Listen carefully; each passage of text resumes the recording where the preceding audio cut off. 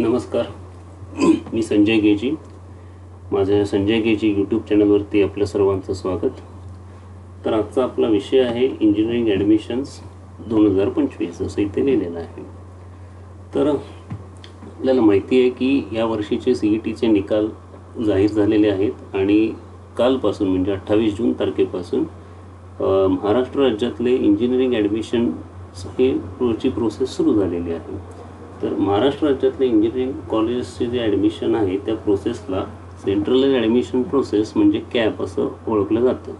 Cap म्हणजे centralise admission process 2025. तर यासाठी आपल्याला ऑनलाईन रजिस्ट्रेशन प्रोसेस हे कंप्लीट करावं लागतं. त्यामध्ये फॉर्म फिलिंग हा त्यातला भाग आहे. तर ह्याचं मी आपल्याला स्टेप बाय स्टेप प्रोसेस काय असते हे ओव्हरऑल आपल्याला समजून सांगणार आहे. त्याच पद्धतीनं एक सॅम्पल फॉर्म, एक डेमो फॉर्म तुम्हाला भरून दाखवणार आहे. त्यामुळं हा फॉर्म कसा भरायचा आहे, त्यामध्ये काय काय काळजी घ्यावी लागते, कोणकोणते त्यामध्ये भाग आहेत आणि कशा पद्धतीनं योग्य ती माहिती आपल्याला फॉर्ममध्ये भरायची आहे याची माहिती आपल्याला मिळणार आहे. तर त्यामुळे त्यासंबंधित जे काही आपले प्रश्न असतील किंवा डाऊट्स असतील तर आपल्याला ते क्लिअर होतील. बरोबर. आता कॅप ह्या प्रोसेसचे 2 महत्त्वाचे भाग आहेत. त्यातला पहिला भाग म्हणजे हा आता सुरू झालेला आहे. तर यामध्ये पहिल्यांदा आपल्याला ऑनलाईन रजिस्ट्रेशन म्हणजे नोंदणी करायची असते. तर ऑनलाईन रजिस्ट्रेशन ॲप्लिकेशनमध्ये आपण काय करतो, तर आपण जी काही बेसिक माहिती लागणार आहे, जी काही आधारभूत माहिती या प्रोसेससाठी लागणार आहे, जसं कॅन्डिडेटची 10वी-12वीचे मार्क्स असतील, CETचे मार्क्स असतील आणि इतर काही माहिती असेल, पर्सनल इन्फॉर्मेशन, तर ती आपल्याला माहिती इथे भरायची आहे. आणि आपण आत्ता जी माहिती आपण भरतो त्याच्या आधारावरच पुढची प्रोसेस किंवा प्रक्रिया त्याची दिशा ठरते. आणि ॲडमिशन जे आपल्याला मिळणार आहे त्या या माहितीच्या आधारावरच आपल्याला मिळणार आहे. बरोबर. आणि यासाठी एक ठराविक मुदत दिली जाते. आत्ता 28 जून ही स्टार्टिंग डेट दिलेली आहे आणि साधारण 8 जुलैपर्यंत आपल्याला ही मुदत दिलेली आहे. बरोबर. आणि हा जो रजिस्ट्रेशन फॉर्म आहे आपल्याला ह्या वेबसाईटवरती ऑनलाईन भरायचा असतो. बरोबर. आणि ही पूर्ण ॲडमिशन प्रोसेस, ही प्रक्रिया जी आहे ही ऑनलाईन पद्धतीनं घेतली जाते. ऑनलाईन वेबसाईट ॲप्लिकेशन असतं ते CET cell, Maharashtra state CET सेलकडून हे डेव्हलप केलेलं असतं आणि हे पूर्णपणे रेग्युलेशन हे त्यांच्याकडे असतं. बरोबर. मग त्यानंतर दुसरा भाग जो आहे की ही रजिस्ट्रेशनची प्रक्रिया पूर्ण झाली की आणि आपण सगळी कागदपत्र वगैरे त्यांना दिलेले आहेत. तर ह्यांची पडताळणी होऊन त्यानंतर मेरिट नंबर किंवा मेरिट लिस्ट ही तयार केली जाते. प्रत्येक विद्यार्थ्याला आपापला स्टेट मेरिट नंबर हा अलॉट केला जातो. त्यानंतर दुसरा भाग जो आहे त्यामध्ये त्याला कॅप राऊंड्स म्हणतात. म्हणजे ऑप्शन फॉर्म भरायचा असतो. म्हणजे विद्यार्थ्याला, स्टुडंटला कोणतं इंजिनिअरिंग ब्रँच आणि कोणतं कॉलेज हवं आहे तर याचं एक ऑप्शन फॉर्म भरायचा असतो. आणि त्याच्या मग राऊंड 1, राऊंड 2, राऊंड 3 असे वेगवेगळ्या फेऱ्या होतात. आणि त्या प्रत्येक फेऱ्यामध्ये मग तुमच्या मेरिट नंबरप्रमाणे आणि अवेलेबल जागा जेवढ्या आहेत तर त्या प्रमाणात आपल्याला इंजिनिअरिंग ॲडमिशन हे मिळत असतं. बरोबर. तर तो झाला दुसरा भाग. पण त्यातला आता पहिला भाग फार महत्त्वाचा आहे. ते आपल्याला ह्या व्हिडिओमध्ये आपल्याला समजून घ्यायचं आहे. बरोबर. आता ॲक्च्युअल ऑनलाईन रजिस्ट्रेशन फॉर्म भरायला घेण्यापूर्वी आपल्याला काही महत्त्वाची माहिती आणि काही कागदपत्र आपल्याला तयार ठेवावी लागतात. म्हणजे पूर्वतयारी करून घ्यावी लागते. बरोबर. तर त्यामध्ये ही जी काही लिस्ट दिसते ही लिस्ट म्हणजे जे काही रिक्वायर्ड डॉक्युमेंट्स आहेत आपल्याला फॉर्म रजिस्ट्रेशनसाठी लागणार आहेत तर त्याची एक यादी आहे. तर त्यामध्ये प्रामुख्यानं 10वी आणि 12वीचं मार्कशीट. बरोबर. आता हे जे काही डॉक्युमेंट्स आहेत किंवा कागदपत्र आहेत हे स्कॅन्ड फॉर्ममध्ये, आणि त्याला एक लिमिट आहे की 500 KB एवढे मेमरी साईज आणि PDF किंवा JPG हे 2 फॉर्मॅट्स आहेत. या दोन्हीपैकी कुठलंही एक फॉर्मॅट आपल्याला स्कॅनमध्ये चालू शकतं. बरोबर. त्यामुळं 10वी आणि 12वी मार्कशीट हे लागणारच आहे. त्यानंतर CET परीक्षा ही दिलेली असणं गरजेचं आहे. CET 2025 PCM ग्रुप किंवा जसं यांनी CET दिलेली नसेल पण JEE 2025 जी काही नॅशनल लेवलवरती एक्झाम घेतली जाते त्याचं स्कोअर कार्ड, या दोन्हीपैकी एक कुठलंही स्कोअर कार्ड हे चालू शकतं. आणि किंवा दोन्ही दिले असतील तर दोन्हीच्याही आधारे आपल्याला अर्ज करता येतो, ॲप्लिकेशन हे करता येतं. पण दोन्हीपैकी एक हे किमान हे गरजेचं आहे. आणि तर JEEचं कसं आहे की प्रामुख्यानं CETचेच मार्क्स हे विचारात घेतले जातात, कारण साधारणपणे 80 ते 85% जागा ह्या CETच्या मार्क्सवरती रिझल्ट्सवरती भरल्या जातात आणि राहिलेले 15 ते 20%चा जो कोटा आहे त्यामध्ये फक्त JEEचे मार्क्स हे विचारात घेतले जातात. बरोबर, म्हणजे ते नॅशनल लेवलचे कॅन्डिडेट्स असं समजलं जातं. मग पुढे जाऊन कॉलेज लिव्हिंग सर्टिफिकेट, म्हणजे 12वीचं कॉलेज सोडल्यानंतर लिव्हिंग सर्टिफिकेट मिळतं, ते लागतं. किंवा नॅशनॅलिटी डोमिसाईल सर्टिफिकेट हेही लागतं. तर ह्या दोन्हीचा का लागतं तर आपल्याला डेट ऑफ बर्थ हे व्हेरीफाय करावं लागतं. त्याचं प्रूफ म्हणून आपल्याला हे दोन्हीपैकी एक कुठलं तरी डॉक्युमेंट हे सादर करावं लागतं. तर हे एवढे जे डॉक्युमेंट्स आहेत हे विद्यार्थी कुठल्याही कॅटेगरीचा असेल, ओपन असेल किंवा रिझर्व्ड कॅटेगरीचं, हे 4 डॉक्युमेंट्स हे आपल्याला लागणारच आहे. बरोबर. तर पुढे जाऊन EWS सर्टिफिकेट, म्हणजे EWSचा कोटा जो फक्त ओपन कॅटेगरीच्या स्टुडंटसाठी ॲप्लिकेबल आहे, त्यांना हे ह्याच्यामधून अर्ज करता येतो. त्याच्यासाठी 10% आरक्षण आहे, त्याचा लाभ घेता येतो. हे करायलाच पाहिजे असं काही नाही, हे ऐच्छिक आहे. ज्या ओपन कॅटेगरीच्या विद्यार्थ्यांना हे EWS सर्टिफिकेट मिळालेलं आहे ते याच्यातून अर्ज करू शकतात. आणि ज्यांच्याकडे नाही आहे ते नाही केलं तरी चालेल, ओपन कॅटेगरीतून त्यांचं ॲडमिशन हे होणार आहे, काही अडचण येत नाही. पुढे जाऊन इन्कम सर्टिफिकेट, म्हणजे 8 लाखाच्या आतला वार्षिक उत्पन्नाचा दाखला लागतो. तर त्यामधून TFWS म्हणून एक स्कीम असते, तर त्याच्यासाठी हे अर्ज आपल्याला करता येतो. TFWS म्हणजे ट्युशन फी वेवर स्कीम. आणि गेल्या वर्षीपासून मुलींसाठी विशेष करून मुलींचं शिक्षणातलं इंजिनिअरिंग किंवा हायर टेक्निकल एज्युकेशन मधला हिस्सा वाढावा किंवा त्यांचा सहभाग वाढावा या दृष्टीनं महाराष्ट्र राज्य सरकारनं ट्युशन फी वेवर स्कीम ही त्या मुलींनाही लागू केलेली आहे. मग मुली कोणत्याही कॅटेगरीच्या असो, ओपनमधून असो किंवा रिझर्व्ड कॅटेगरीतून असो, त्यांच्यासाठी ट्युशन फी ही पूर्णपणे माफ केलेली आहे. तर त्यासाठी देखील इन्कम सर्टिफिकेट हे त्यांना आवश्यक आहे. 8 लाखाच्या आतला वार्षिक उत्पन्नाचा दाखला आपल्याला तिथे गरजेचा आहे. बरोबर. पुढे जाऊन रिझर्व्ड कॅटेगरीतून ज्यांना ॲडमिशन घ्यायचं आहे, वेगवेगळे रिझर्व्ड कॅटेगरीज आहेत आपल्याकडे, SC आहे, ST आहे, VZD, TNT, OBC. तर या सर्वांना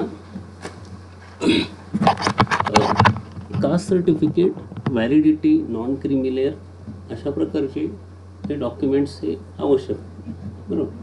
ते त्या कॅटेगरीप्रमाणे हे आपल्याला डॉक्युमेंट्स हे सादर करावे लागतात. पुढे जाऊन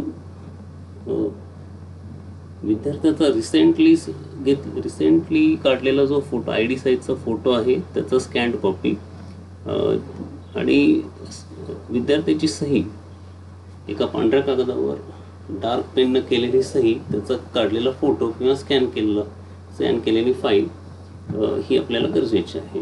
तर त्याचा साईज आहे तो 50 KB आतला असावा आणि फॉर्मॅट हा फक्त JPG मध्येच हे ॲक्सेप्ट केलं जातं, हे स्वीकारलं जातं. PDF इथे चालत नाही, फक्त JPG हे लागतं. बरोबर. तर एवढी हे पूर्ण डॉक्युमेंट्सची आपण एकदा तयारी करून घेतल्यानंतर आपण आता ॲक्च्युअल ॲडमिशन फॉर्म कसा भरायचा आहे तर तिकडे आपण हे जाऊ शकतो. आता इथं जी काही वेबसाईट दिलेली आहे ही वेबसाईट आहे अशी, इथून आपण कॉपी करून आपलं कोणतंही इंटरनेटचं ब्राउझर आपण उघडायचं आहे. गुगल क्रोम असेल किंवा मायक्रोसॉफ्ट एज असेल किंवा फायरफॉक्स असेल, जे तुम्हाला कम्फर्टेबल असेल त्यामध्ये तुम्ही आपण वेबसाईट उघडायचं आहे. आणि उघडल्यानंतर आपल्याला हे असं काहीतरी दिसणार आहे, बरोबर.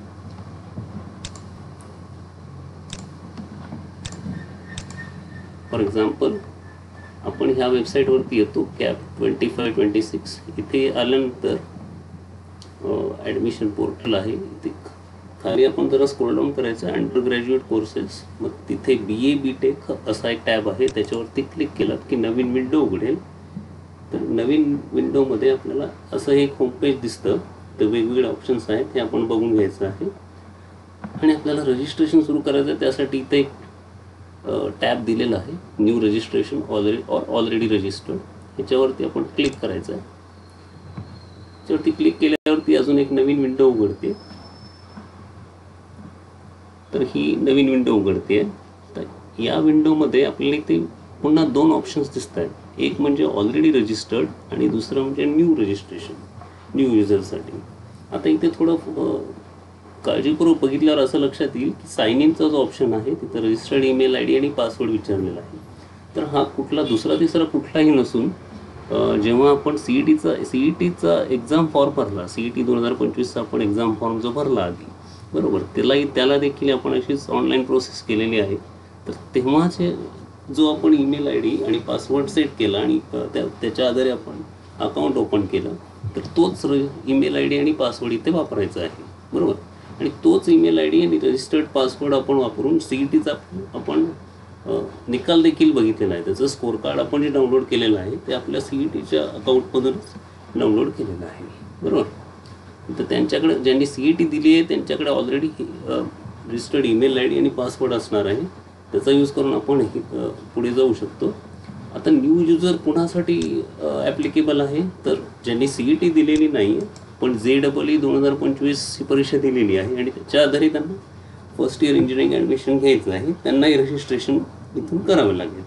किंवा अजून एक प्रकार असतो, ज्या विद्यार्थ्यांनी 3 वर्षाचा डिप्लोमा कोर्स केलेला आहे, डिप्लोमा इंजिनिअरिंग कोर्स केलेला आहे आणि त्यांना फर्स्ट इयर इंजिनिअरिंग ॲडमिशन घ्यायचं आहे, तर त्यांना त्यांच्या डिप्लोमाच्या मार्क्सच्या आधारे काही ठिकाणी त्यांना ॲडमिशन घेता येते. त्यांच्यासाठी नवीन रजिस्ट्रेशनही करावं लागेल, बरोबर. तर आपलं ऑलरेडी आपल्याकडे रजिस्टर्ड CETसाठी रजिस्टर्ड केलेलं अकाउंट आहे, तर त्याच्या आधारे आपण इथून साइन इन करून आपण पुढे जाणार आहोत. ओके.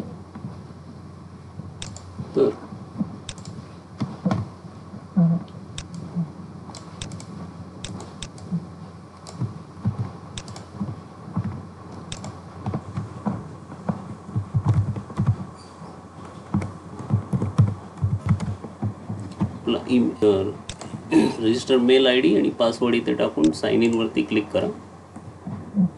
साइन इन वरती क्लिक केल्यावरती इथं आपल्याला नाव दिसेल, विद्यार्थ्याचं नाव दिसेल आणि इथे वेगवेगळे ऑप्शन्स दिसतील. इथे जाऊन तुम्ही एडिट प्रोफाईल करू शकतात. एडिट प्रोफाईलमध्ये जाऊन आपला जे काय आपण बेसिक इन्फॉर्मेशन आहे ते तुम्ही इथे बघू शकता, बरोबर. हा सगळा डेटा जो आहे तो ऑलरेडी आपण CETचा फॉर्म भरला तेव्हा जी माहिती आपण भरलेली होती तीच माहिती आपल्याला इथे दिसते, बरोबर. त्यामुळे इथे काही फारसं आपल्याला बदल करायची गरज नाही आहे. त्यानंतर इथे पुढे जाऊन सेंट्रलाइज ॲडमिशन प्रोसेस जे कॅपचा टॅब दिसतोय, तर रजिस्टर नाववरती इथं क्लिक केलात की अजून एक विंडो उघडते. तर इथं 2 ऑप्शन दिसत आहेत, UG जे आपल्याला अंडर ग्रॅज्युएट UGसाठी आपण अर्ज करतो, PG आपल्याला ॲप्लिकेबल नाही आहे, बरोबर. कारण तर 12वी नंतर फक्त आपण UGसाठीच आपण ॲडमिशन घेऊ शकतो, बरोबर. तर बॅचलर ऑफ इंजिनिअरिंग रजिस्टर नाववरती क्लिक करा. आता अजून एक इथे विंडो उघडेल. आता इथून पुढे आपली खरी प्रोसेस सुरू होईल. तर पहिलाच प्रश्न आपल्याला विचारलेला आहे, have you appeared for PCM CET 2025, बरोबर. तर आपण इथे येस करायचं आहे. तर येस केल्यानंतर पुढे आपल्याला 2 इम्पॉर्टंट एंट्रीज करायचे आहेत, PCM CETचा ॲप्लिकेशन नंबर आणि PCM CETचा रोल नंबर. आता ही जी माहिती आहे ती आपल्याला आपला जो PCM CETचा स्कोर कार्ड आहे त्याच्यावरती आपल्याला दिसणार आहे, बरोबर. तर CETचं स्कोर कार्ड जे PDF मध्ये आपण डाउनलोड केलेलं आहे, तर इथे सरळ तुम्हाला इथे बघायला मिळेल. ॲप्लिकेशन नंबर आहे आणि रोल नंबर आहे, बरोबर. तर इथलाच तुम्ही ॲप्लिकेशन नंबर आणि रोल नंबर कॉपी करा आणि तिथे जाऊन तुम्ही पेस्ट करा. बरोबर. तर आपण हे करून बघू. ॲप्लिकेशन नंबर आणि CETचा रोल नंबर.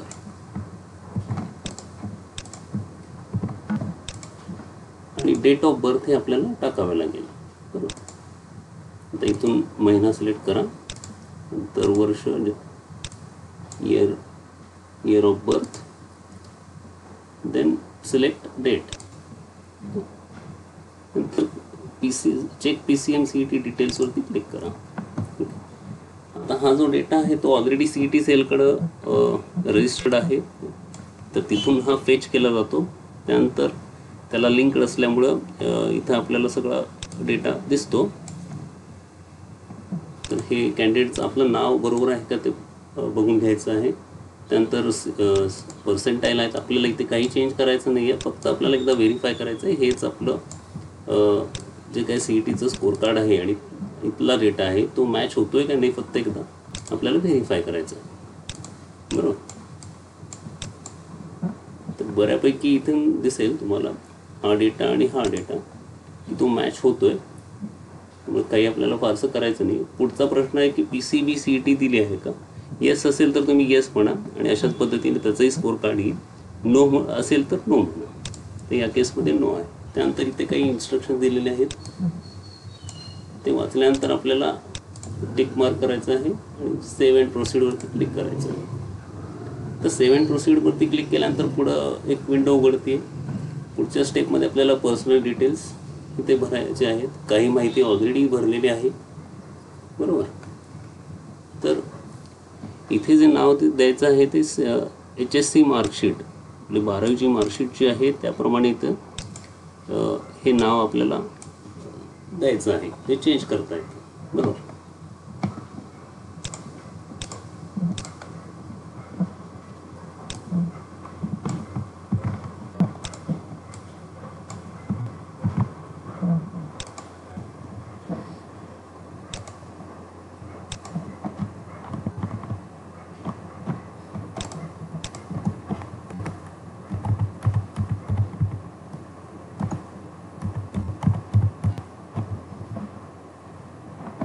मी यासाठी 12वीचं मार्कशीट तुम्ही चेक करू शकता. आपलं 12वीचं मार्कशीट आहे तिथंच या पद्धतीनं नाव आहे. म्हणजे आधी आडनावाने सुरुवात होत असेल तर आडनावाने सुरुवात करा. जसं इथे दिलेलं आहे तसंच आपल्याला तिथे टाईप करायचं आहे.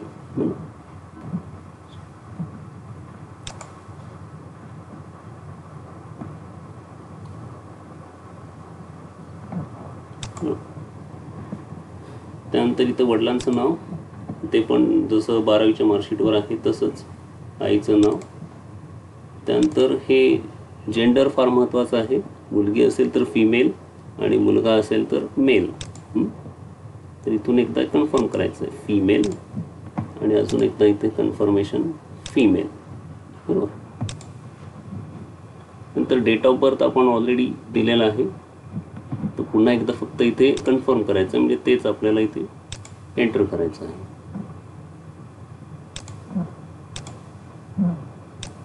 बर्थ, इयर बर्थ,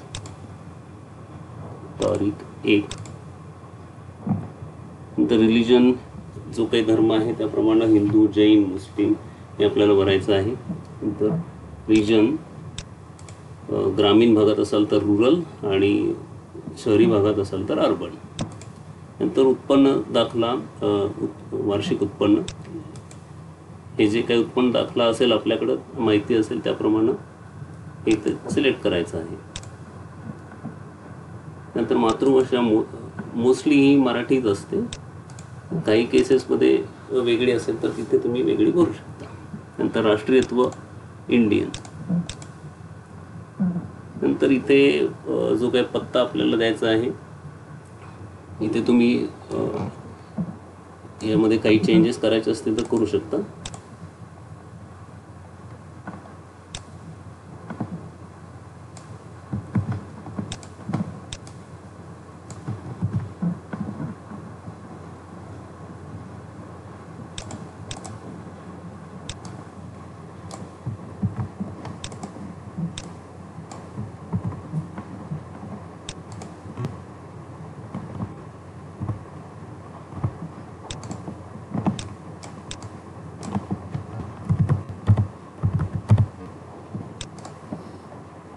पुढे जाऊन राज्य महाराष्ट्र सिलेक्ट करा.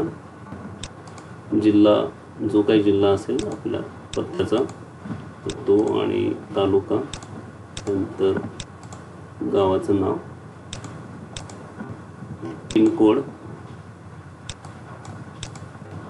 फोन नंबर असेल तर आता हे फार महत्त्वाचं आहे की या पूर्ण याच्यासाठी रजिस्ट्रेशनसाठी एक ईमेल आय डी आणि एक मोबाईल नंबर जो युनिक आहे, म्हणजे तो वेगळा आहे, तो एका अकाउंटसाठी एक ईमेल आय डी आणि एक मोबाईल नंबर हे वापरलं जातं. एकदा वापरलेला ईमेल आय डी आणि मोबाईल नंबर दुसऱ्या ॲप्लिकेशन आय डी रजिस्ट्रेशनसाठी वापरलं जाऊ शकत नाही. एका वेळी एकच वापरलं जातं.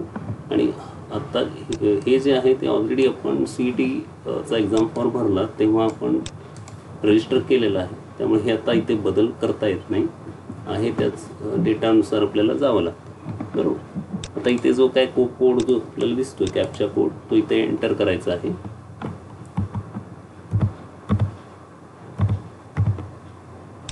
एंटर केल्यानंतर सेव्ह अँड प्रोसीडवरती क्लिक करायचं. त्यानंतर OTP आपल्याला या मोबाईल नंबर आणि ईमेल आय डीवरती OTP व्हेरीफाय करण्यासाठी सेव्ह अँड प्रोसीड हे म्हणायचं आहे.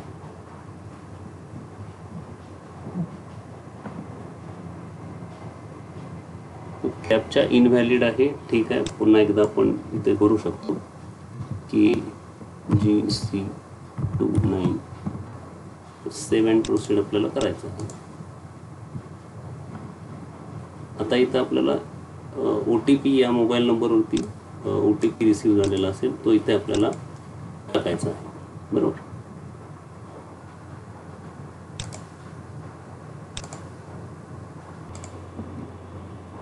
तर आपण इथं जो OTP रिसीव्ह झालेला आहे तो इथे एंटर केलेला आहे. त्याच्यानंतर व्हेरीफाय OTP वरती क्लिक करा. तर त्याच्यावरती क्लिक केल्यानंतर आपल्याला दिसेल की आपल्याला रजिस्ट्रेशन हे आपण सुरुवात केलेलं आहे आणि त्याचा ॲप्लिकेशन आय डी हा जनरेट झालेला आहे. तर हा फार इम्पॉर्टंट ॲप्लिकेशन आय डी आहे. तर तो इथून पुढे प्रत्येक प्रोसेसमध्ये पूर्ण ॲडमिशन पूर्ण होईपर्यंत किंवा त्यानंतर देखील आपल्याला हा आय डी लागणार आहे. त्यासाठी हा ॲप्लिकेशन आय डी ह्या कॉपी करून कुठेतरी लिहून ठेवावा लागेल. मी साधारणपणे हे इथे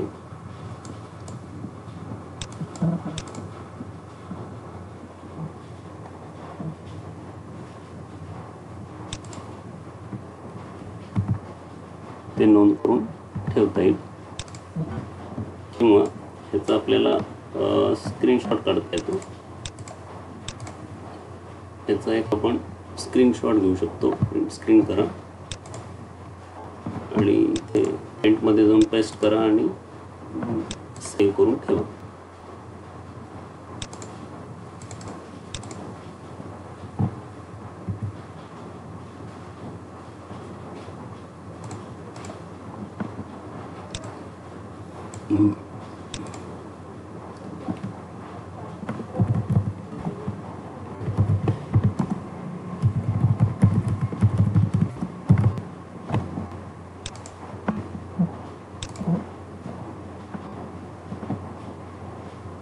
आता ॲप्लिकेशन आय डी जनरेट झालेला आहे. त्यानंतर आपल्याला प्रोसीड टू कंप्लीट ॲप्लिकेशन फॉर्मवरती क्लिक करायचं आहे. ते क्लिक करा.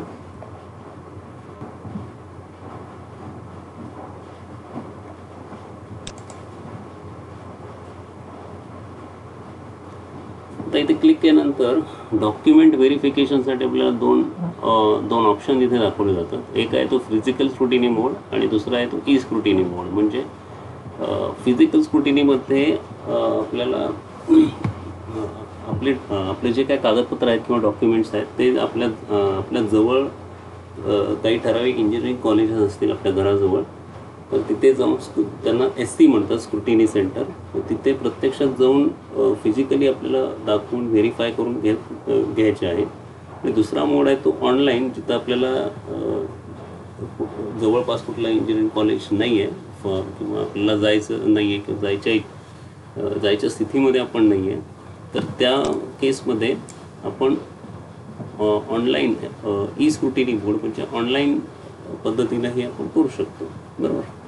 तर फिजिकली जाणं सोयीचं नसेल तर ऑनलाईनसाठी आपण ऑप्शन घेऊ शकतो. तर ऑनलाईनवरती आपण हे क्लिक करायचं आहे. त्यानंतर क्लिक केल्यानंतर आपण हे पुढच्या स्टेपमध्ये येतो.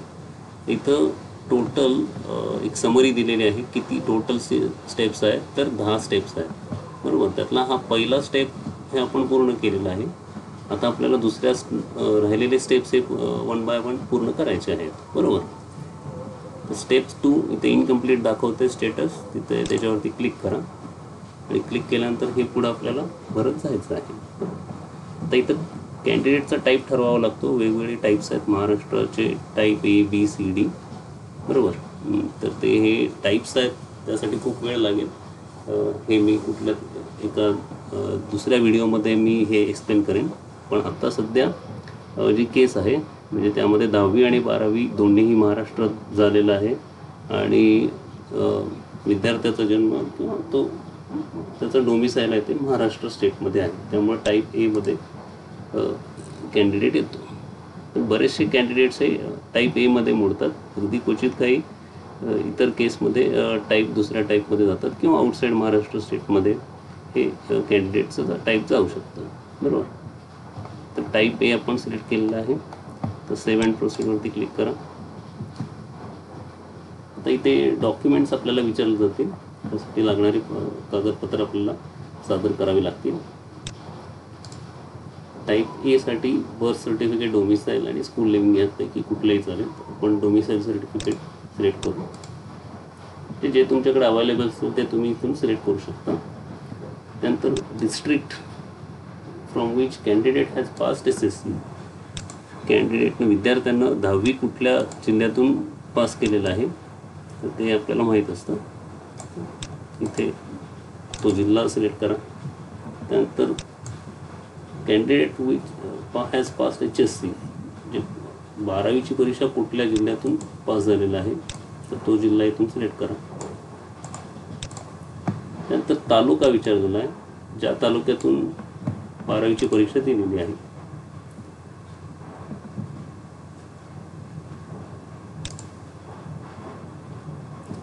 तर इथं तालुका इथून सिलेक्ट करा. आता हा जिल्हा आणि 12वीतून ज्या जिल्हा आणि ज्या तालुक्यातून झालेला आहे तर त्यावरून हे होम युनिव्हर्सिटी आपलं ठरतं आहे. तर हे या केसमध्ये शिवाजी युनिव्हर्सिटी आलेलं आहे.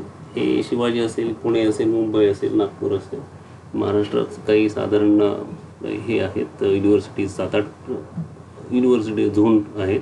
तर त्यामध्ये ते मोडलं जातं, बरोबर. तर कॅटेगरी डिटेल्स आपल्याला सिलेक्ट करायचं आहे. जे ओपन कॅटेगरी आहेत ते ओपन, ज्यांना कुठलेच रिझर्वेशन लागू पडत नाही ते ओपनमध्ये येतील. आणि ज्यांचं कॅटेगरी असेल त्याप्रमाणे हे इथून सिलेक्ट करता येतं. SC ST NT जे काय असेल ते. तर सध्या हे ओपन कॅटेगरीचं आहे त्यामुळे ओपन कॅटेगरी ते सिलेक्ट करावं लागेल. इन्कम, ॲन्युअल इन्कम ऑलरेडी आपण दिलेलं आहे. नंतर इथे विचारलं जातं की ओपन कॅटेगरीच्या स्टुडंटना विचारलं जातं की इकॉनॉमिकली विकर सेक्शनला अर्ज करणार आहात का. इथे येस नो 2 ऑप्शन असतील. इथे येस करा. तर हे येस कुणी करायचं आहे तर ज्यांच्याकडे EWS हे सर्टिफिकेट आहे किंवा मिळेल अशी स्थिती आहे, बरोबर. किंवा ज्यांचं वार्षिक उत्पन्न 8 लाखाच्या आतलं आहे त्यांना EWS सर्टिफिकेट हे मिळवता येतं. पण ज्यांचं 8 लाखाच्या वरती वार्षिक उत्पन्न आहे त्यांना हे सर्टिफिकेट मिळू शकत नाही. त्यामुळं त्यांना ओपनमधूनच ॲडमिशन करावं लागेल, बरोबर. तर इथे आपण EWS येस केलेला आहे. आता हा रिक्वायर्ड प्रोफॉर्मा लागणार आहे, बरोबर. ते जातीचं नाव विचारलेलं आहे.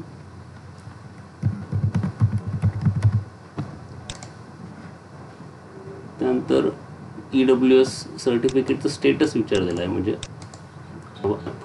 पूर्णपणे अवेलेबल आहे का, अर्ज केला आहे पण अजून मिळालेलं नाही आणि अजिबात अर्ज केलेला नाही. अशा तिन्हीपैकी आपल्याला जे स्टेटस असेल त्याप्रमाणे इथे द्यायचं आहे. अवेलेबल या केसमध्ये आहे तर तुम्ही अवेलेबल आहे. तर इथे काही इम्पॉर्टंट इन्स्ट्रक्शन्स आलेले आहेत.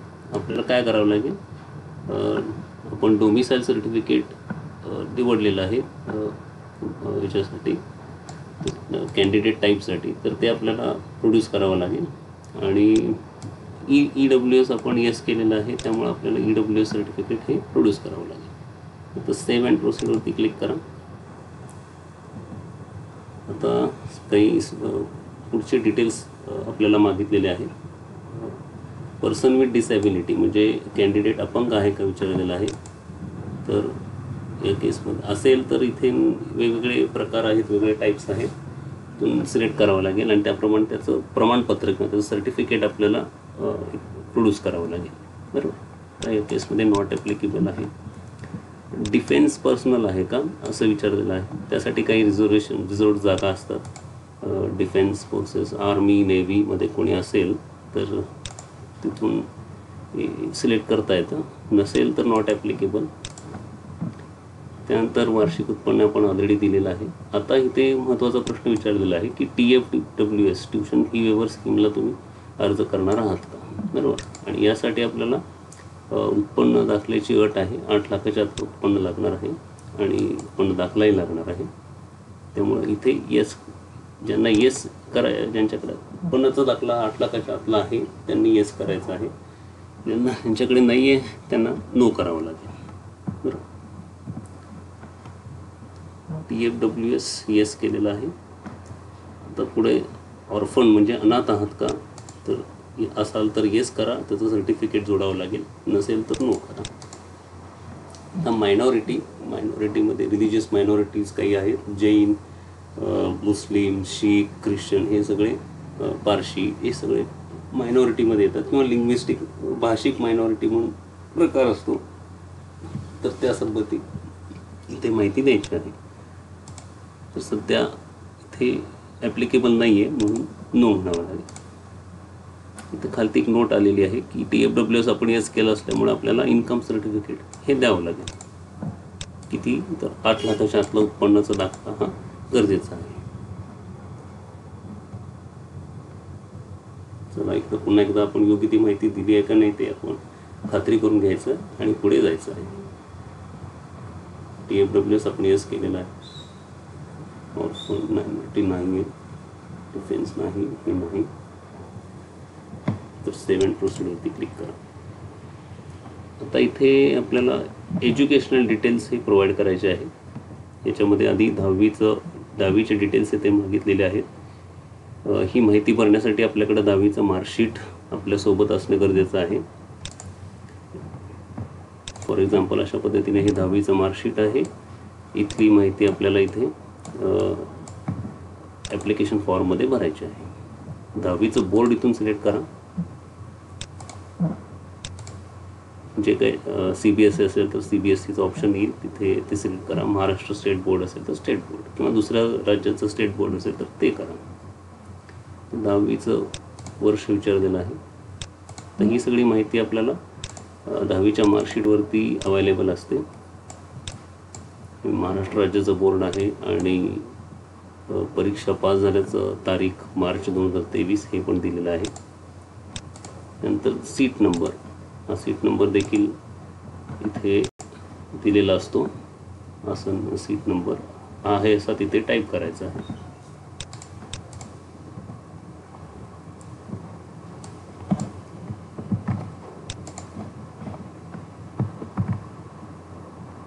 नंतर इथे आपल्याला मार्क्सचं डिटेल्स द्यायचं आहे.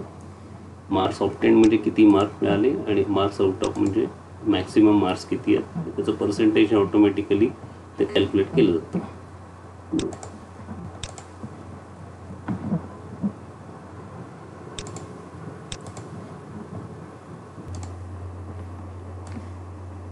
तर अशा पद्धतीनं आपण सगळे मार्क्स भरून घ्यायचे आहेत. मॅथमॅटिक्स, सायन्स, इंग्लिश आणि ॲग्रिगेट टोटल, आणि त्याची टक्केवारी इथे आपल्याला दिसते. फक्त हे आपल्या मार्कशीटवरती जे नंबर्स आहेत त्याच्याशी मॅच होत आहेत का नाही ते व्हेरीफाय करून घ्यायचं आहे. जनरली ते होतात आणि ते झाले त्याची खात्री केली की आपण पुढं जायचं आहे. बरोबर. तसंच पुढे जाऊन इथे HSC म्हणजे 12वीची परीक्षा दिली आहे का ते विचारलं जातं. HSCला सिलेक्ट करा आणि सेव्ह अँड प्रोसीडवरती क्लिक करा. ते केल्यानंतर पुढे 10वी 12वी कुठून झाले तर भारतातून म्हणजे इंडिया सिलेक्ट करा. नंतर HSCचं बोर्ड सिलेक्ट करा. महाराष्ट्र असेल तर महाराष्ट्र स्टेट बोर्ड किंवा CBSE असेल तर CBSE. बरोबर. नंतर वर्ष कुठलं आहे तर या वर्षीचंच 2025 आणि CETचं 12वीचा सीट नंबर जो आपल्या 12वीच्या मार्कशीटवरती आहे हा जो सीट नंबर आहे तो इथे टाईप करा.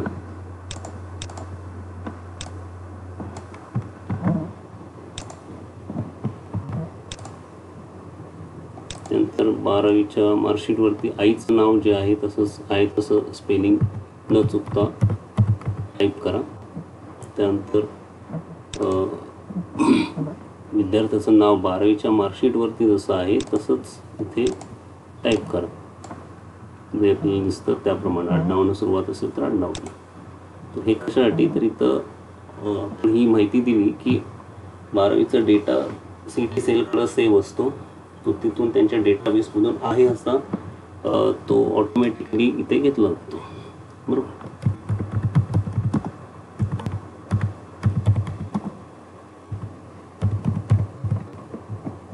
त्यामुळे स्पेलिंग मिस्टेक न करता जसं मार्कशीटवरती आहे तसंच त्याच पद्धतीनं इथे भरायचं आणि इथे गेट HSC डेटावरती क्लिक करायचं. इथे क्लिक केलात की ऑटोमॅटिकली सगळं जे काय फिजिक्स, मॅथ्स, केमिस्ट्री, इंग्लिश आणि ओव्हरऑल सगळा रिझल्ट इथे आपल्याला सगळे मार्क्स इथं ऑटोमॅटिकली घेतले जातात. हे फक्त आपल्याला व्हेरीफाय करायचं आहे. जनरली ते करेक्ट असतंच. अगदी क्वचित प्रसंगी ते चुकू शकतं, पण फार काही चिंता करण्याची गरज नाही आहे. तर तुम्हाला हे मार्क्स हे बघा, टक्केवारी 85-75 इथे दाखवत आहे. ते आहे का फक्त व्हेरीफाय करा तर आहे. तर फार काही तर आपल्याला चेक करायची गरज नाही. बरोबर. झाल्यानंतर सेव्ह अँड प्रोसीडवरती क्लिक करा. आता पुढे जाऊन आपल्याला इथे जेई मेन्स 2025 दिली आहे का हे विचारलेलं आहे. बरोबर. आता ज्यांनी दिली आहे त्यांनी येस करा, ज्यांनी दिलेली नाही आहे त्यांनी नो करा. हे काही कंपल्शन नाही आहे. बरोबर. तर ती दिलेली आहे तर इथे येस करा. तर येस केल्यानंतर आपल्याला पुढे 2 गोष्टी विचारल्या जातात की जेईचा ॲप्लिकेशन नंबर आणि जेई स्कोर कार्डवरती डेट ऑफ बर्थ. बरोबर. तर ही माहिती आपल्याला जेईचा स्कोर कार्ड हा जो जेई मेनचा स्कोर कार्ड आहे ह्याच्यावरती आपल्याला ही माहिती मिळते. बरोबर. तर ही माहिती आपण तिथे एंटर करायची आहे.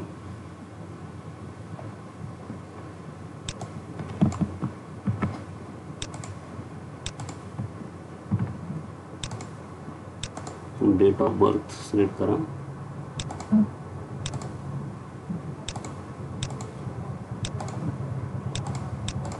त्यानंतर इथे GATE JE score card data वरती क्लिक करा. मग सगळा डेटा आहे जेई मेन्सचा डेटाबेसची लिंक असतं त्यामुळे तिथून तो डेटा आहे तसा घेतला जातो. फक्त आहे का नाही फक्त आपण व्हेरीफाय करायचं. जनरली असतं 90.859 ही मॅच होते का फक्त एकदा चेक करायचं. 1513 तर होतं हे खात्री झाली. आता इथे पुढे जाऊन नीटचं विचारलेलं आहे. येस असेल तर येस करा, नो असेल तर नो करा. केसमध्ये नो आहे त्यामुळे नो करा. जर तुम्ही येस केलात तर इथे सेम त्याच पद्धतीनं नीटचा रोल नंबर आणि इतर माहिती तुम्हाला द्यावी लागेल. या केसमध्ये नो आहे त्यामुळे नो करा आणि सेव्ह अँड प्रोसीडवरती क्लिक करा. तर सेव्ह अँड प्रोसीड केल्यानंतर पुढे जाऊन आपल्याला इथे विद्यार्थ्याचा फोटो आणि सही हे आपल्याला अपलोड करायचं आहे. इथे सिलेक्ट करा आधी फोटोग्राफ. फोटोग्राफी ते ओपन फोल्डरचं ऑप्शन आहे, फोल्डर ओपन करा. ते ज्या लोकेशनला तुम्ही डॉक्युमेंट सेव्ह केलेले आहे तिथून ते डॉक्युमेंट सिलेक्ट करा.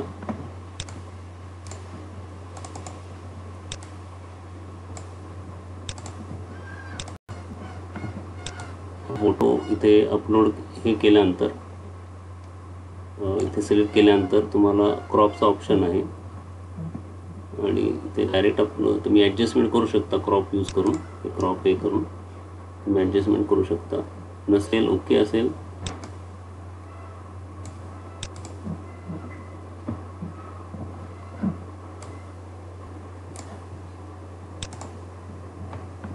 ओके असेल तर काही न करता तुम्ही डायरेक्टली अपलोडवरती क्लिक करा. आणि ते साईज दिलेली आहे 4 KB आणि 100 KBच्या आत आपल्याला फोटो हा असावा लागतो. तर हा फोटो या पद्धतीने अपलोड झालेला आहे. पुढं आपल्याला सिग्नेचर हे अपलोड करायचं आहे. इथून सिग्नेचर सिलेक्ट करा, इथून फाईल सिलेक्ट करा. सिग्नेचरचं फाईल आहे ते ओपन करा. काय ॲडजस्ट करायचं असेल तर क्रॉपमधून करू शकता, नसेल तर अपलोडवरती क्लिक करा. ह्या पद्धतीनं फोटो आणि सही दोन्ही अपलोड झालेला आहे. नंतर सेव्ह अँड प्रोसीडवरती क्लिक करा. फोटो आणि सही अपलोड झाल्यानंतर आता हा महत्त्वाचा भाग आहे. इथे आपण जी काही माहिती याच्या आधी दिलेली आहे त्याला सपोर्ट करण्यासाठी आपल्याला ते डॉक्युमेंट्स इथे अपलोड करावे लागणार आहेत, बरोबर. तर त्यातला पहिला पार्ट आहे certificate of Indian nationality in the name of candidate. Indian नॅशनॅलिटीसाठी तुम्ही डोमिसाईल सर्टिफिकेट अपलोड करू शकता किंवा LC college leaving certificate upload करू शकता, बरोबर. ते अपलोडवरती ते क्लिक करा. आता इथे बारकोड ID विचारलेला आहे. फॉर एक्झाम्पल मी ते तुम्हाला दाखवतो. आता हे विद्यार्थ्याचं डोमिसाईल सर्टिफिकेट आहे आणि डोमिसाईल सर्टिफिकेटवरती ते बारकोड आहे. तर बारकोडचा हा नंबर आहे, एकदम खूप मोठा नंबर आहे. आधी हा नोट करून ठेवा आणि आहे असं त्यामध्ये तिथे टाईप करा, बरोबर. हा बारकोड ID विचारलेला आहे, तर तो आपण बारकोड ID इथे टाईप करावा लागेल, बरोबर.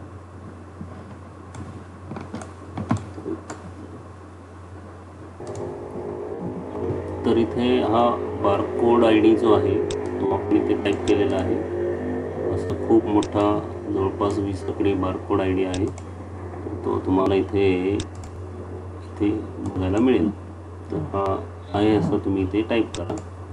ते टाईप केल्यानंतर आपल्याला हे डॉक्युमेंट इथून सिलेक्ट करायचं आहे. तो ओपन म्हटल्यानंतर ज्या फाईल फोल्डरला आपण डॉक्युमेंट स्टोअर केलेले आहेत तिथून तेच योग्य डॉक्युमेंट तुम्ही जे लागणार आहे तेच डॉक्युमेंट तुम्ही इथून सिलेक्ट करा.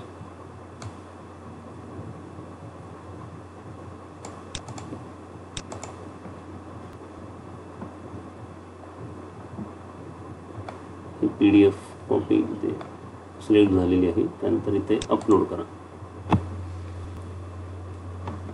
तर हे अपलोड झालेलं आहे. अपलोड झाल्यानंतर तुम्हाला इथे व्ह्यू करता येईल. व्ह्यू का करायचं तर व्ह्यू केल्यानंतर कारण भरपूर वेगवेगळे डॉक्युमेंट्स आहेत. तर जे डॉमिसाईल आहे तर तेच आपण अपलोड केलं आहे का नाही तर ती खात्री करण्यासाठी आपल्याला हे व्ह्यू करायचं आहे. तर डोमिसाईलसाठी आपण डोमिसाईल जोडले. तर कित्येक वेळा मुलांचं काय होतं की विचारलेलं असतं एक सर्टिफिकेट, फॉर एक्झाम्पल कॅटेगरीचं मुलांचं खूप ह्याच्यामध्ये चुका होतात की विचारलेलं असतं कास्ट सर्टिफिकेट तर वेगळंच सर्टिफिकेट म्हणजे इन्कम सर्टिफिकेट जोडलं जातं, किंवा जिथं इन्कम सर्टिफिकेट EWS विचारलेलं आहे तिथं कुठलं तरी वेगळं डॉक्युमेंट किंवा व्हॅलिडिटी असेल किंवा उत्पन्नाचा दाखला असेल किंवा इतर कुठलंही डोमिसाईल LC असेल तर ते तिथे सिलेक्ट होतं, बरोबर. म्हणजे ह्याचं त्याला आणि त्याचं ह्याला असं उलटसुलट होऊ शकतं. तर तसं होऊ नये यासाठी काळजी घ्यावी लागते आणि म्हणून हे सबमिट करायच्या आधी सगळं व्ह्यू करून घेतलेलं बरं असतं. बरोबर. तर डोमिसाईलच आपण अपलोड केलेलं आहे. पुढे जाऊन पुन्हा एकदा डोमिसाईल सर्टिफिकेट आपल्याला अपलोड करायचं आहे. त्या अपलोडवरती क्लिक करा. पुन्हा सेम आपण बारकोड इथे टाईप करा आणि पुन्हा तीच प्रोसेस रिपीट करा. ते ओपनवरती क्लिक करा आणि डोमिसाईल सर्टिफिकेट सिलेक्ट करा. तर अपलोडवरती क्लिक करा. पुन्हा एकदा व्ह्यू करून खात्री करून घ्या. तर आपण ओके, डोमिसाईल सर्टिफिकेट योग्य पद्धतीने जोडलेलं आहे. पुढे जाऊन आपल्याला काय विचारलं आहे, इन्कम सर्टिफिकेट. ते अपलोडवरती क्लिक करा. आता इन्कम सर्टिफिकेटवरचा जो बारकोड नंबर आहे, हा बारकोड नंबर इथे टाईप करायचा आहे. इथे टाईप करून घ्या.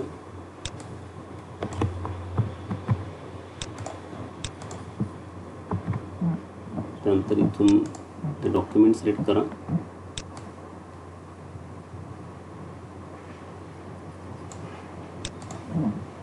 आता हे डॉक्युमेंट सिलेक्ट करताना 500 KB आत ही लिमिट आहे. इथून अपलोड करा. ते लिमिट आपल्याला दिलेली आहे. Maximum file size allowed 500 KB. Income certificate आपण अपलोड केलेलं आहे. फक्त इथे व्ह्यूवरती क्लिक करून खात्री करून घ्या. उत्पन्नाचं प्रमाणपत्र आपण त्या ठिकाणी जोडलेलं आहे. नंतर eligibility certificate for EWS certificate आपल्याला अपलोड करायचं आहे. त्याच पद्धतीने हे EWS सर्टिफिकेट आहे. EWS सर्टिफिकेट इथे बारकोड दिलेला आहे. तो कोड आहे, बारकोड ID पुन्हा एकदा एंटर करायचा आहे. या ठिकाणी एंटर करून घ्या आणि इथून EWS सर्टिफिकेट फाईल जी आहे, स्कॅन्ड फाईल आहे, ती इथून सिलेक्ट करा. अपलोडवरती क्लिक करा. EWS आपण अपलोड केलेलं आहे. इथे व्ह्यूवरती क्लिक करून खात्री करून घ्यायचं आहे. EWS साठी आपण EWS जोडलेलं आहे का, तर आहे. EWS आपण EWS असे सिलेक्ट केले, जो प्रमाणपत्र आपण अपलोड केलेलं आहे. पुढे जाऊन statement of marks passing SSC म्हणजे 10वीचं मार्कशीट विचारलेलं आहे. इथे क्लिक करा. त्यानंतर ओपनवरती क्लिक करा आणि 10वीचं मार्कशीट इथे सिलेक्ट करा. ओपन म्हणा. त्यानंतर अपलोडवरती क्लिक करा. हे अपलोड झालेलं आहे. त्याच पद्धतीने एकदा व्ह्यूवरती क्लिक करून खात्री करून घ्या. हेही बऱ्याचदा मुलांचं चुकतं की जिथं 10वीचं मार्कशीट विचारलेलं आहे त्या ठिकाणी 12वीचं मार्कशीट अपलोड केलं जातं आणि जिथं 12वीचं मार्कशीट अपलोड विचारलेलं आहे तिथं 10वीचं अपलोड केलं जातं. त्यामुळे होतं काय की जेव्हा तुम्ही व्हेरिफिकेशनला जाता तर तिथं हे सगळं बघितलं जातं. ऑनलाईन स्क्रुटिनी असेल किंवा ऑफलाईन स्क्रुटिनी असेल तर त्या ठिकाणी व्हेरिफिकेशनला हे सगळं चेक केलं जातं. जर त्यामध्ये काही त्रुटी आढळल्या तर तुम्ही पुन्हा नव्यानं फॉर्ममध्ये सुधारणा करून त्या योग्य पद्धतीनं आपल्याला ते प्रोसेस पूर्ण करावं लागतं. बरोबर. पण ह्यामध्ये आत्ताच जर काळजी नाही घेतली तर नंतर यामध्ये आपल्याला आपला विनाकारण वेळ जाऊ शकतो. तर ते तसं काही नुकसान होऊ नये यासाठी इथून आत्ताच आपण काळजी घेतलेलं बरं असतं. 10वीचं मार्कशीट, त्यानंतर 12वीचं मार्कशीट विचारलेलं आहे ते क्लिक करा. पुन्हा ओपनवरती क्लिक करा. इथून 12वीचं मार्कशीट सिलेक्ट करा. ओपन. त्यानंतर अपलोड. आता अपलोडवरती क्लिक केल्यावर पुन्हा व्ह्यू करा. व्ह्यू करून खात्री करा की 12वीचंच मार्कशीट आपण जोडलेलं आहे. तर आहे 12वीचंच मार्कशीट आपण जोडलेलं आहे. त्यानंतर JEEचं स्कोर कार्ड विचारलेलं आहे ते क्लिक करा. ओपनवरती क्लिक करा. त्याचं ईचं स्कोर कार्ड ओपन म्हणा, इथं अपलोडवरती क्लिक करा. थोडा वेळ थांबल्यानंतर हे अपलोड होईल. अपलोड झालेलं आहे. पुन्हा एकदा व्ह्यूवरती क्लिक करा. जेईचं आपण अपलोड केलेलं आहे, खात्री झालेलं आहे. नंतर शेवटी विचारलेलं आहे CETचं स्कोर कार्ड, ते क्लिक करा. पुन्हा ओपनवरती क्लिक करा आणि CET स्कोर कार्ड जिथं स्टोअर केलेलं आहे तिथून ते सिलेक्ट करा, ओपन करा, अपलोडवरती क्लिक करा.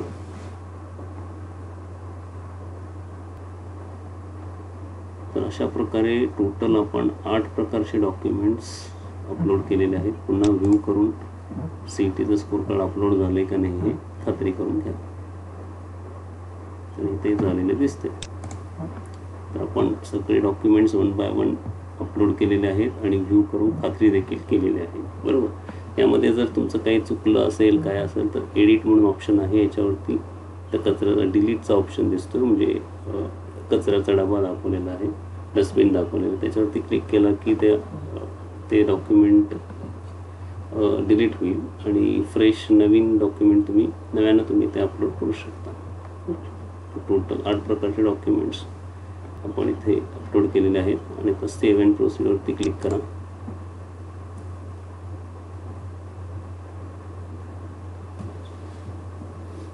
आता ही तर पुढे जाऊन ॲप्लिकेशन फी इथे दाखवली जाते.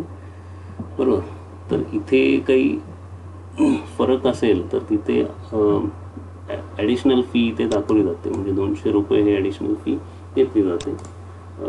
पण ह्या केसमध्ये नाही आहे, ऑलरेडी 800 रुपयाची ॲप्लिकेबल फी भरलेली आहे. त्यामुळे सेव्ह अँड प्रोसीड केलात की काही येणार नाही आहे इथे. आता अशा प्रकारे आपल्या पुढं ॲप्लिकेशन फॉर्म, पूर्णपणे हा ॲप्लिकेशन फॉर्म जनरेट होईल.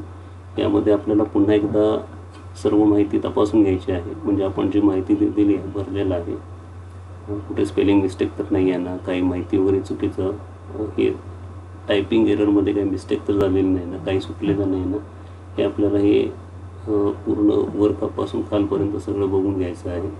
एकदा खात्री झाली की इथे सबमिट वरती क्लिक करायचं, की म्हणजे आपला ऑप्शन फॉर्म हा पूर्णपणे लॉक होतो आणि सबमिट होतो आणि पुढे हा फॉर्म ही व्हेरिफिकेशनसाठी, म्हणजे ऑनलाईन स्क्रुटिनीसाठी हा पुढे पाठवला जातो.